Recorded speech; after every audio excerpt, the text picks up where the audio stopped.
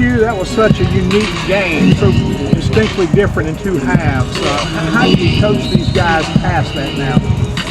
Oh gosh, that's life in football. You know, whether you play well and lose or whether you play bad and lose, you know how you handle that and how you bounce back is just part of it. You're not going to win them all, and particularly you play a schedule like we're playing. I mean, you know, the positive is you go into a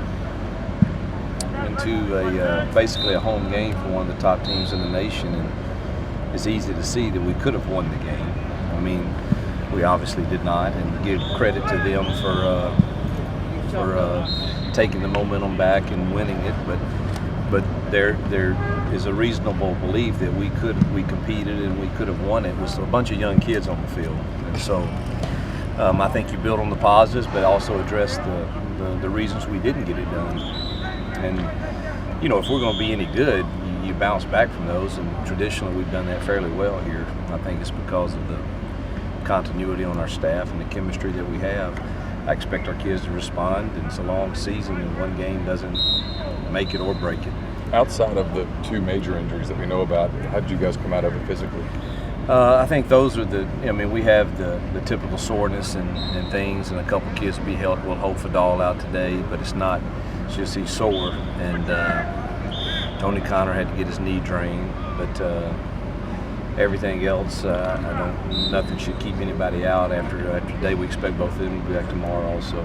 First, very disappointing to lose Ken, though, and then Sweeney. I mean, Sweeney's, you know, one carry, and that happens, and of course Ken's a big loss. He's our best cover guy. What were the official diagnosis for them? Sweeney's got a torn ACL, and Webster tore everything, every ligament in his knee. You said you wanted to correct the things you did wrong. What kind of stood out in that arena? Eye discipline on defense, and just playing poor technique that does not.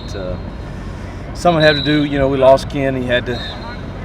You know, he's our boundary guy that you expect to play 95% of the snaps, and then you put somebody over there that maybe is not as comfortable, and his techniques was really bad at times, and it cost us some. And then carrying, if you're carrying a guy and your eyes shouldn't be in the backfield, and you know, just doing your job on defense. Was, you know, a couple of it was the crucial third and longs that really killed us in that drive right before the half. And you know, I think I'm as hard on critiquing us as coaches as anybody. And you look, and when you say, man, that's a perfect call, then we're either not communicating it well enough or teaching the techniques well enough, or either their discipline is not enough to do their job, and we've got to work through that. That's why I think most people would rather play a game that week one that you can make those mistakes and still win. You can't do that when you play one of the top teams in the nation.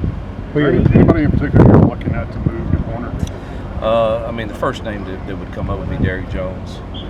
I think we're deep at receiver, and we haven't made that decision yet, though. But you know, that would be the first name that pops up in my mind. With down to as few running backs as you have, do you have to start utilizing them differently?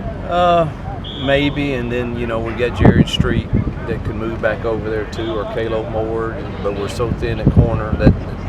You know, so probably Jared would be the next guy if we had to do that. But you know, DK Buford's working hard to get a shot, and you know, hopefully Akeem and Eugene and Blue's red shirt's probably not going to happen.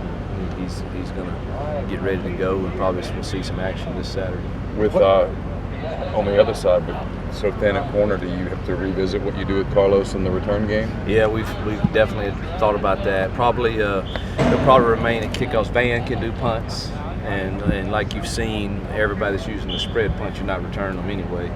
You just can't with the new spread punt if the hang time is any good at all. It's hard to return them, so we have to consider that for sure. What's your top concern right now? In the second half offense in your mind after you watch the film? We gave up on the run a little bit. In the first half, we gave the appearance of being balanced, and effective. In the second half,